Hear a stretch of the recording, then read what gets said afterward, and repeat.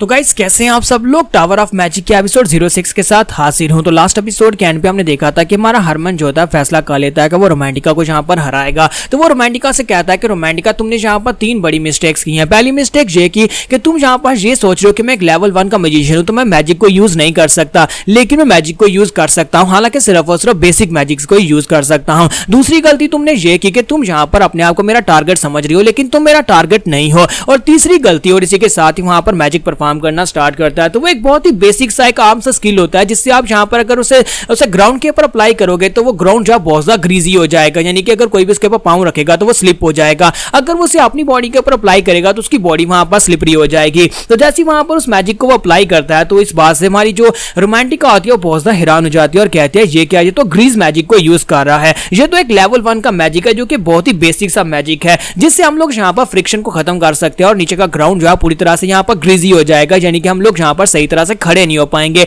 लेकिन ये मैजिक यहाँ पर मेरे खिलाफ कैसे काम कर पाएगा जबकि मैं लेवल 2 की मैजिशियन हूँ जो कि अपने पांव को यहाँ पर मैजिक से कवर कर सकती हूँ। तो रोमांटिका सोच रही होती है कहीं ये यहाँ पर ये तो नहीं सोच रहा कि ये मुझे यहाँ पर स्लिप करवा देगा और मैं ग्राउंड के ऊपर गिर जाऊंगी और उसके बाद यहाँ पर से भागकर चला जाएगा। लेकिन जैसे वहां पर ग्राउंड की तरफ देख रही होती है कि मेरे पांव यहाँ पर स्लिप क्यों नहीं हो रहे, तो वो उसे कहते हैं कि ये क्या हो रहा है, मैं यहाँ पर स्लिप क्यों नहीं हो रही। और इसी के साथ ही वो सोच रही होती है कहीं ऐसा तो नहीं है कि इसका निशाना गलत हो गया। तुम्हारा हरमन उसे कहता है कि और तीसरी बड़ी मिस्टेक जो तुमने यहाँ पर ये किया वो ये है कि इस डंजन के अंदर हमारा जो मिशन था वो मिशन यहाँ पर रेस था, यानी कि एक दूसरे के ऊपर फाइट करके किसी को हराना नहीं था, बल्कि यहाँ पर रेस को कंप्लीट करना था। और तुमने यहाँ पर इस बात को कंप्लीटली बुला दिया और दूसरों को हराने में लग गई। इसी के साथ हमारा हरमन उसे कहता है कि मैं यहाँ पर तुमसे एक सवाल पूछना चाहता हूँ, मुझे एक बात तो बताओ कि मैं यहाँ पर ग्रीज मैजिक किसके ऊपर अप्लाई करूंगा। तो इसी के साथ रोमांटिका उसे कहते हैं कि तुम यहाँ पर ग्रीज मैजिक अप्लाई नहीं कर सकते क्योंकि तुम फेल हो गए। तुमने यहाँ पर उसे एक्टिवेट करने की कोशिश की लेकिन तुम उसे एक्टिवेट नहीं कर पाए। तुम्हारा हरमन उसकी बात सुनने के बाद हैरान होकर उसे कहता है क्या तुम्हें ऐसा लगता है कि मैं यहाँ पर फेल हो गया, एक बेसिक मैजिक परफॉर्म करने में फेल हो गया।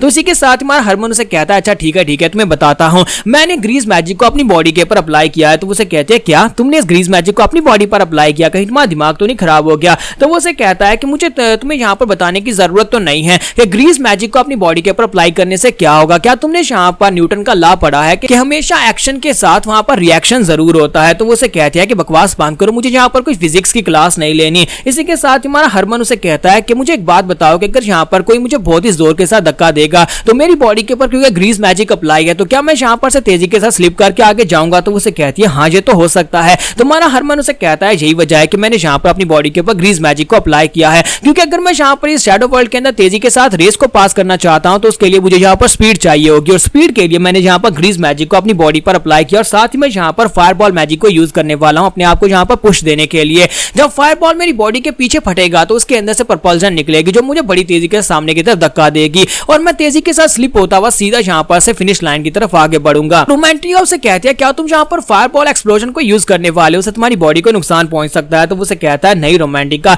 तुम्हें यहाँ पर परेशान होने की जरूरत नहीं है, तुमने तो कहा था कि ये सिर्फ और सिर्फ एक शैडो वर्ल्ड है, यहाँ पर हमारी मेन बॉडी को नुकसान नहीं पहुंचेगा चाहे मैं यहाँ पर कितने बड़े एक्सप्लोजन से क्यों ना गुजर जाऊं। और इसी के साथ ही वहां पर फायरबॉल को अपनी बॉडी के पीछे एक्टिवेट करता है और उसे कहता है कि अब यहाँ पर मैं से जाने वाला हूं और तुम अफसोस है कि तुम यहाँ पर इस टेस्ट को पास नहीं कर पाओगे। और इसी के साथ ही फायरबॉल फटता है। तो जैसे फायरबॉल बढ़ता है तो इसी के साथ ही हमारा जो हरमन होता है उसकी बॉडी इतनी तेजी के साथ सामने की तरफ मूव करती है जैसे कि रॉकेट बड़ी तेजी के साथ वहां से शू करके गुजर गया हो। तो रोमांटिका बेचारी वहीं पर ग्राउंड के ऊपर गिर जाती है और कहती है कि पता नहीं ये पागल गांव वाला लड़का कहां पर से आ गया और मेरे पीछे क्यों पड़ा है, लेकिन इस बंदे ने यहाँ पर मुझे इस कंपटीशन से बाहर कर दिया। तो इसी के साथ ही जिसको दिखाता है कि जस्ट ज्योतिया फिनिशिंग लाइन के काफी ज्यादा करीब पहुंच चुकी होती है, लेकिन इसी के साथ उसे महसूस होता है कि पीछे से कोई बड़ी तेजी के साथ आगे बढ़ रहा है और वो वहां पर से पीछे की तरफ मुड़ती है और अपने माइस मैजिक को यूज करते हुए उसके ऊपर अटैक करती है। लेकिन जैसे वहां पर देखते हैं वो हैरान हो जाती है क्योंकि उसे लगा था कि रोमांटिका होगी, लेकिन असल में जो रोमांटिका नहीं बल्कि हमारा डिजायर होता है। तो उसे देखती वहां पर हैरान हो जाती है। तो इसी के साथ ही वहां पर से भागते भागते वो रुकती है और कहती है कि अगर जिस स्पीड के साथ वो आगे बढ़ा तो मुझे लगता है कि वो पहले फिनिश लाइन को पास कर लेगा। तो मेरे लिए यहाँ पर बेहतर ऑप्शन है कि मैं यहाँ पर रुक कर उसके ऊपर अटैक करूं क्योंकि वो काफी ज्यादा कमजोर है। अगर मैं अटैक करके उसे हरा देती हूँ तो फिर मैं बड़ी आसानी के साथ फिनिश लाइन को पार करके दूसरी तरफ चली जाऊंगी। और इसी के साथ ही वो सोच रही होती है कि मुझे तो लगा था कि वो लड़की या फिर वो लड़का मेरे पीछे आएंगे और मेरे पर अटैक करेंगे, लेकिन अगर इसने उस लड़की रोमांटिका को हरा दिया जो कि एक लेवल 2 की मैजिशियन थी, इसका मतलब यह है कि ये कमजोर दिखाई देता है लेकिन असल में इसके पास कोई ना कोई स्किल जरूर है जिसकी वजह से इसने यहाँ पर उसको हराया होगा। और इसी के साथ ही जस्ट वहीं पर से अपने मैजिक सर्कल को एक्टिवेट करती है और वहां पर अपना मैजिक स्पेल बोलती है और इसी के साथ ही मैजिक स्पेल के साथ ही वो अपने आइस के साथ वहां पर शार्ड्स बनाने लगी है, यानी कि आइस के एरोज बनाने लगी है। हमारा हरमन जो होता है वो भागते भागते वहां पर अपनी स्पीड को स्लो करता है और ऊपर आसमान की तरफ देखता है, क्योंकि वो लेवल 3 की मैजिशियन है, इसी वजह से वो पूरे आधे आसमान को वहां पर अपने सर्कल्स के साथ कवर कर देती है, यानी उसके पास बहुत सारे एरोज होते हैं। तो इसी के साथ ही जस्ट उसे कहते हैं कि मुझे तो नहीं पता कि तुमने यहाँ पर रोमांटिका को कैसे हरा दिया, लेकिन वो लड़की काफी स्ट्रांग थी, तुम्हारी वो स्किल्स यहाँ पर मेरे खिलाफ बिल्कुल भी काम नहीं करेंगे। और हमारा हरमन वहां पर सोच रहा था कि इस लड़की ने यहाँ पर एक बहुत ही पावरफुल अटैक को ड्रॉ किया, इसका मतलब यह है कि ये पूरी तरह से सीरियस है और मुझे हराकर यहाँ पर से फिनिश लाइन को पास करना चाहती है, लेकिन इसने यहाँ पर मुझे लुक डाउन किया है। इसे क्या लगता है कि मैं अभी भी यहाँ पर वही वाला हरमन हूँ जिसको यहाँ पर ये फ्यूचर में हराती रही है, लेकिन अब मुझे इसके सारे के सारे दाव पेच अच्छी तरह से पता है।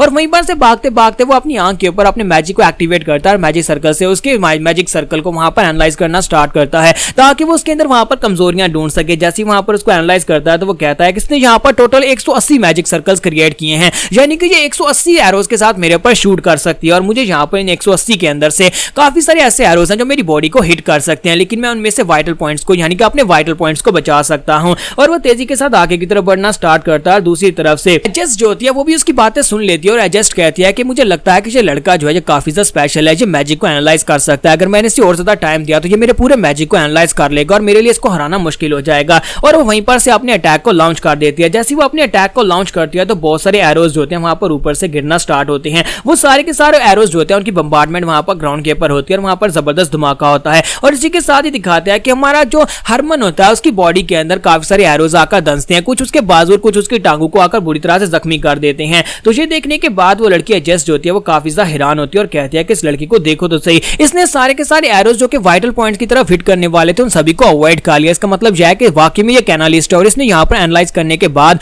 वो सारे अटैक्स जो कि इसकी वाइटल पॉइंट्स के ऊपर हिट नहीं करने वाले थे उनको अपनी बॉडी के साथ ब्लॉक कर लिया है, क्योंकि उसने यहाँ पर अपने पावरफुल मैजिक को यूज कर दिया है। तो अब उसके पास बहुत ही थोड़े सर्कल्स बचते हैं। तो एडजस्ट कहती है कि मेरे पास सिर्फ और सिर्फ 21 सर्कल्स ही बचे हैं, इसका मतलब यह है कि मैं सिर्फ 21 बार इसके ऊपर अटैक कर सकती हूँ। लेकिन ये लड़का जो है इसने मेरे सर्कल्स में से 4 सर्कल्स को वहां पर अपने पास कंट्रोल कर लिया है। एडजस्ट कहती है कि लगता है कि मुझे भी अपना प्लान चेंज करना होगा, ये दोबारा से इन सभी को एनालाइज करके उनको अपने पास कंट्रोल कर सकता है, तो मुझे यहाँ पर पावर बढ़ानी होगी। और इसी के साथ उसके पास जो 21 सर्कल्स होते हैं उन सभी को एक दूसरे के साथ मर्ज करना स्टार्ट करती है और सभी को मर्ज करने के बाद वहां पर एक बड़ा सा एरो बना लेती है और उस बड़े से एरो के साथ उसके ऊपर अटैक करने लगी है। जबकि दूसरी तरफ से हमारा हरमन उसे कह रहा होता है कि अपने दिमाग को यूज करो, तुम यहाँ पर अभी भी अपना दिमाग यूज नहीं कर रही, क्योंकि मेरे लिए यहाँ पर इस अटैक को ब्लॉक करना काफी ज्यादा आसान है। और इसी के साथ जैसे वहां पर अपने बड़े एरो को उसके ऊपर शूट करती है, दूसरी तरफ से हमारा हरमन जो होता है उसने क्योंकि उसके 4 एरोज को वहां पर कॉपी कर लिया था और उनको कंट्रोल कर लिया था, वो उन चारों एरोज को वहां पर एक बार शूट करता है और उन चारों एरोज को वहां पर उसके बड़े एरो के साथ शूट करता है। जैसे वो उसके साथ जाकर टकराते हैं,